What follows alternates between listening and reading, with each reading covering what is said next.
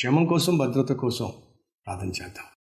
పరిశుద్ధుడైన తండ్రి, నిన్నటిదాకా నమ్మకం ఉన్న వ్యక్తి ఈరోజు ఎదురు తిరగడం, నిన్నటిదాకా కలిసి పనిచేసిన వ్యక్తి ఈరోజు మోసం చేయటం, నిన్నటిదాకా నాయన మంచి స్నేహితునిగా ఎవరి గురించి అయితే స్నేహితురాలుగా భావించామో ఆ వ్యక్తి ఈరోజు మాకు వ్యతిరేకంగా మాట్లాడడం, ఎవరినైతే మేము బహుగా ప్రేమించామో వాళ్ళే మాకు ద్రోహం చేయటం, గాయం చేయటం తట్టుకోలేనటువంటి స్థితిలో ప్రభువా ఈరోజు మేము నీ సన్నిధికి వచ్చి ప్రార్థన చేస్తున్నాం.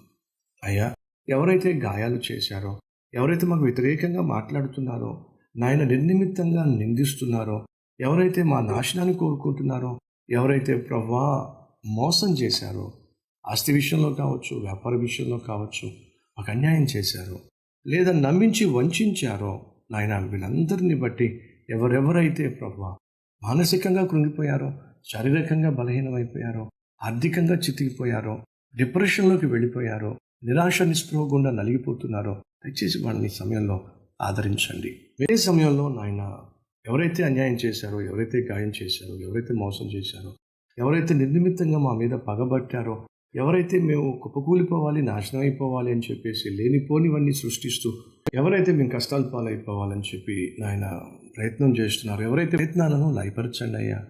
ప్రభువా, ఎవరైతే మా సంఘ అభివృద్ధికి నాయన ఆటంకపడుతున్నారో వాడు తప్పు తెలుసుకున్నానో సహాయం చేయండి. మా కుటుంబాలను ప్రభువా కోల్చాలని చెప్పి, మా కుటుంబాల్లో నెమ్మది లేకుండా చేయాలని చెప్పి, మా బిడ్డలు ప్రభువా పాడైపోవాలని చెప్పి సైతాను చేస్తున్న ప్రతి ప్రయత్నాన్ని లయపరచండి. మా ఆరోగ్యాలు పాడు చేసే దురాత్మలను, మా ఉద్యోగాలు నెమ్మది లేకుండా చేసే చీకటి శక్తులను, నాయన మాకు ఆత్మీయత లేకుండా, ఆరోగ్యం లేకుండా చేయాలని తలపెట్టి ఆయన దుష్టుని యొక్క ఆలోచన అన్నిటినీ లయపరచండి. మాకు తెలియకుండా సైతాను ఏ కోణంలో నుండి మా మీద దాడి చేస్తున్నాడో ఆ దాడులన్నిటినీ లయపరిచి చేయమని యేసయ్య పేరట వేడుకుంటున్నాం తండ్రి.